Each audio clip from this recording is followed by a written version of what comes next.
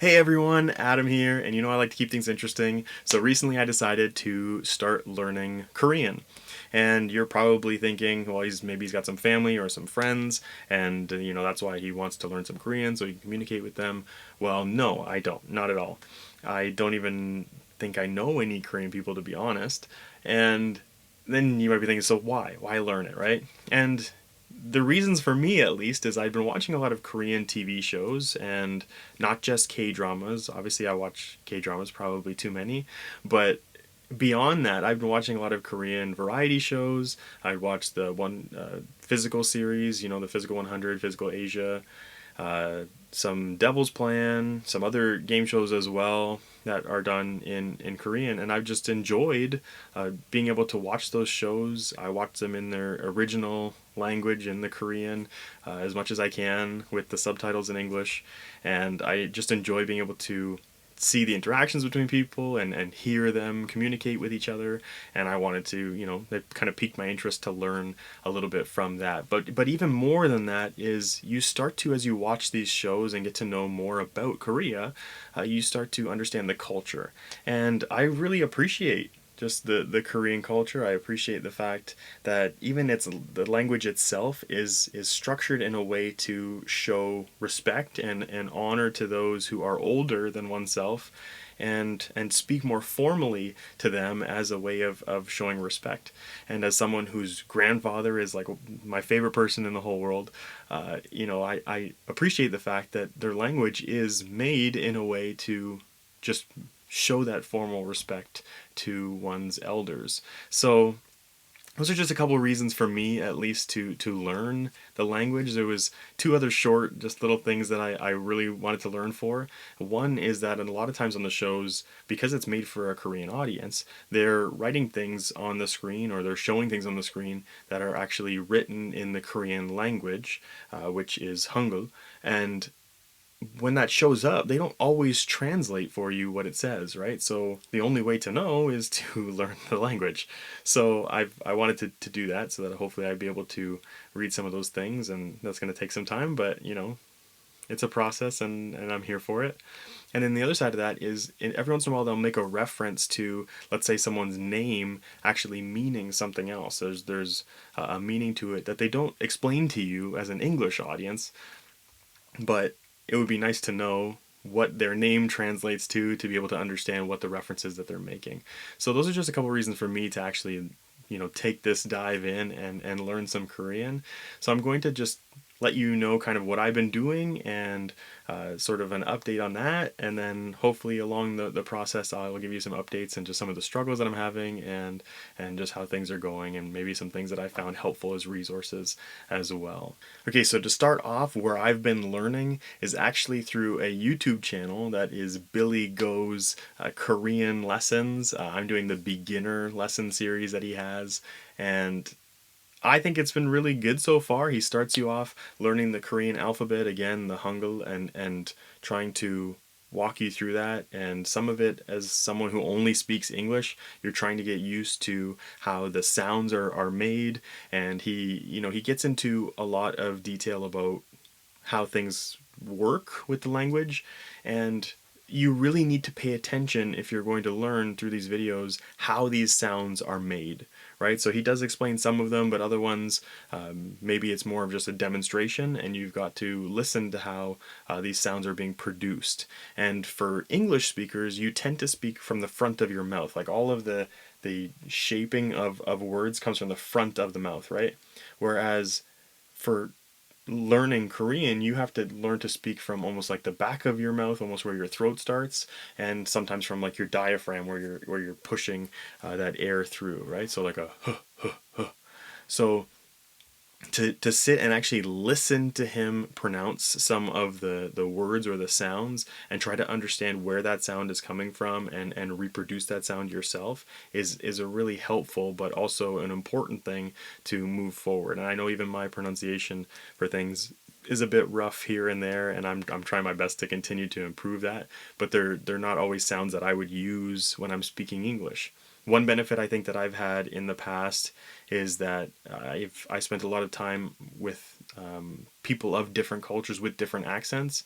And because I would sing with them, sometimes you almost learn the accent that they have to be able to blend better vocally with them when you sing. So in some cases, you're sort of shadowing what they're doing to learn how to better blend your voice with theirs. And in that practice, you start to learn how sounds are being made and produced and trying to reproduce them yourself. So I think that's just a good practice if you're going to learn any language, to just really sit and listen and try to figure out how those sounds are being made.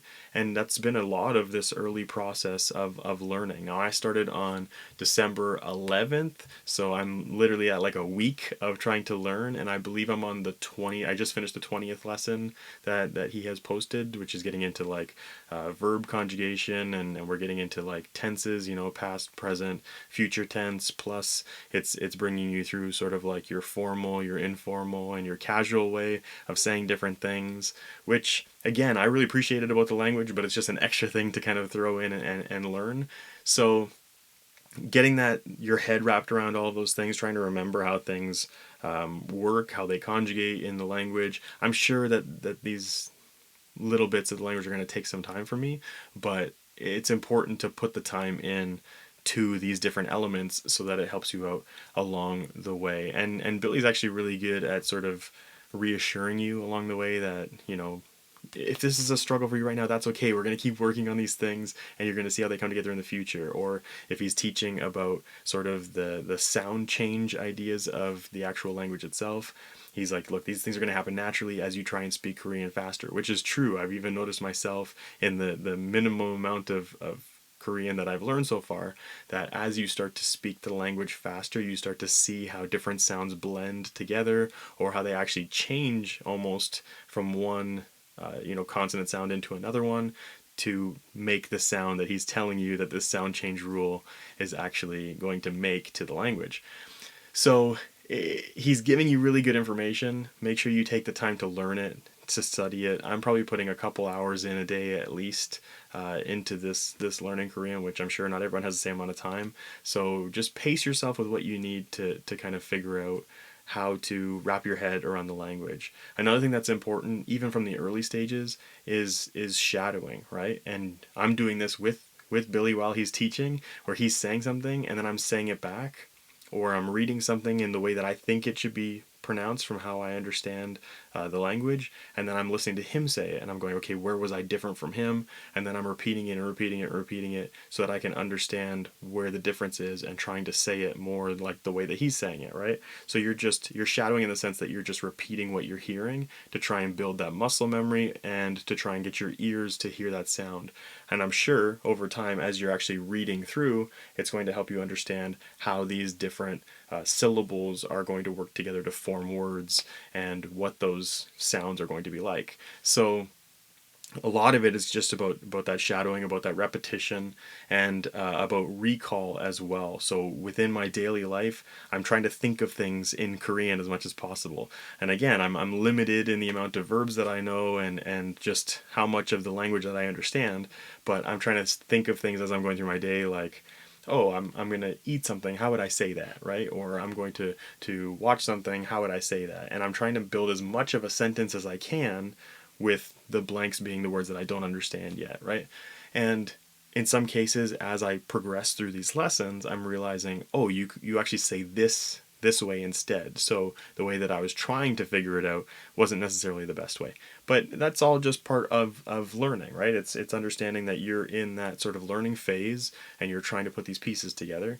And hopefully at some point in time when these things all start to click, the more that you're going to use it, the more you're trying to recall this information, the easier it's going to be for you to actually communicate in this target language. So for me, that's all a big part of just using his lessons. I've also seen another channel called Talk to Me in Korean, and that looks like they've got a lot of good resources as well. I haven't really dove into that. I've got a few other channels saved that I'll probably update you on the next update of this video that are going to dive into some more like, here's how people would say these things more casually, and those look like they're going to be helpful resources down the road when I believe that I've hit more of like an intermediate level of understanding how to speak Korean. But for right now, I'm just going to stick through these lessons and kind of learn as much as I can as a foundation and then build upon that moving forward. Another thing that I did when I was actually learning the Korean alphabet, the Hangul, and trying to understand how the letters sound,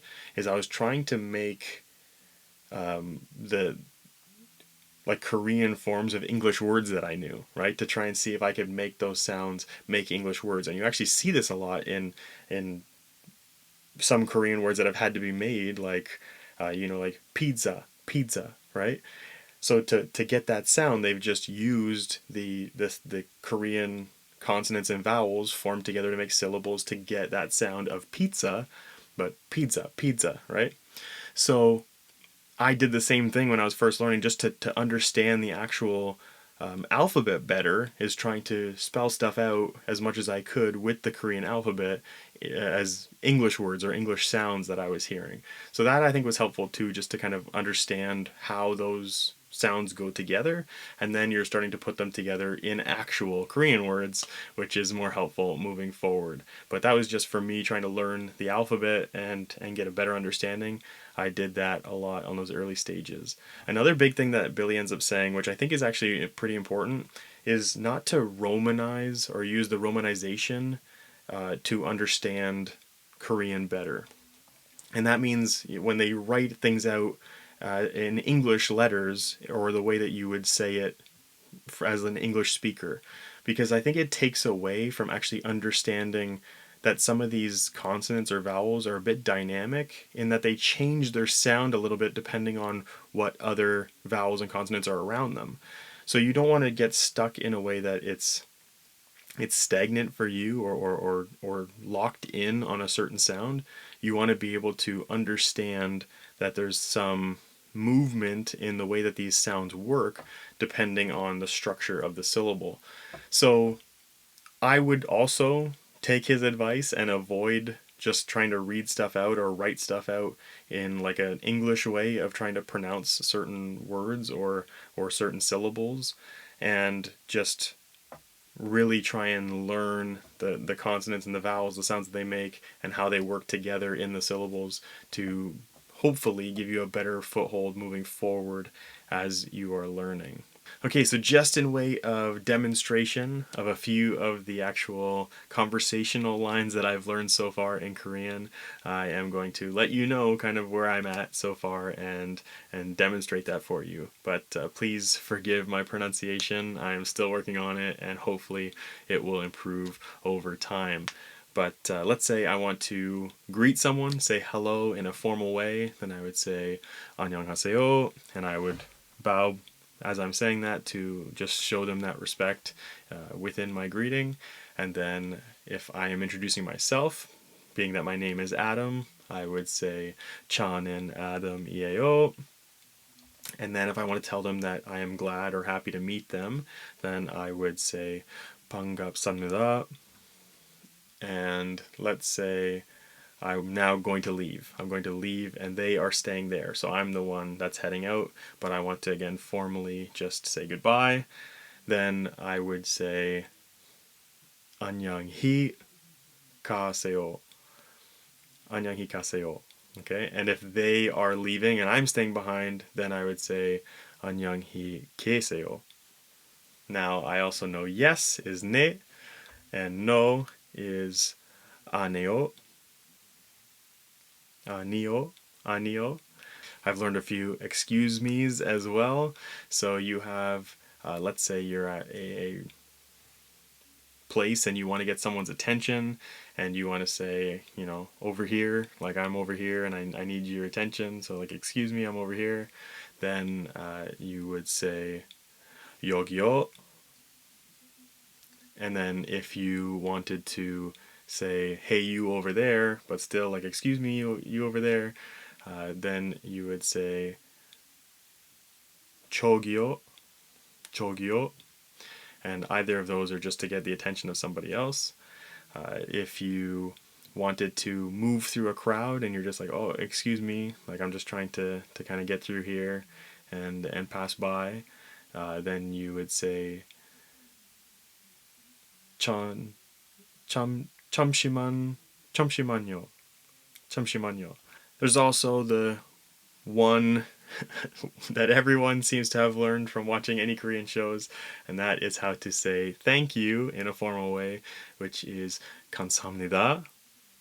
And of course, if you then wanted to say you're welcome, you would say 아니에요, which is nice because it actually kind of means like no, like there's no need to thank me for what's happened here, right? And I again, just a part of that culture and the way that that's structured is nice to understand and be a small part of now trying to learn the language as well. So I'm just really appreciating that and wanting to learn more.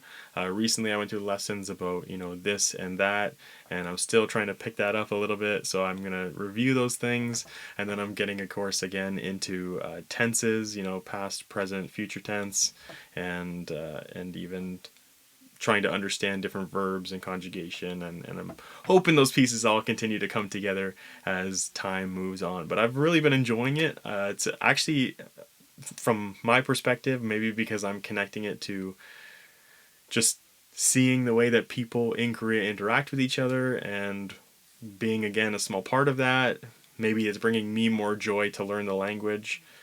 But I've really been enjoying it. And then I'm hoping somewhere down the line, as I give an update on this, that I can even share maybe some ways that hopefully I can connect with people who are natively Korean speakers and be able to almost try some of the language with them to see just how much growth there has been, and if there's a lot of work or maybe just some correcting to be done, because I'm sure, as this is completely foreign to me as far as the language is concerned, it's going to take some time to really get comfortable with it and to be able to have even a regular conversation or a simple conversation with someone. So yeah, that's just what I've been up to over the past little bit. I hope that this has been interesting to you. Let me know if you have an interest in learning Korean, or maybe you know Korean, and that would be great. Maybe we can connect at some point and just work through some sentences so that I can get better at it. Or maybe you can just even let me know in the comments if my pronunciation is terrible or not. That would be helpful too, because I just need to know, right? I'm learning on my own, and as much as it's fun, it's always good to have a bit of that feedback as well. But maybe you also enjoy some of those Korean shows. Just let me know any of that. Anything that's related to Korea, or learning Korean language, or enjoying just some Korean culture. I would love to hear about it in the comments below. But yeah, if you haven't subscribed, just go ahead and do that if you want to see more of these videos in the future. And I hope to see you there. Thanks for watching, guys. Love you.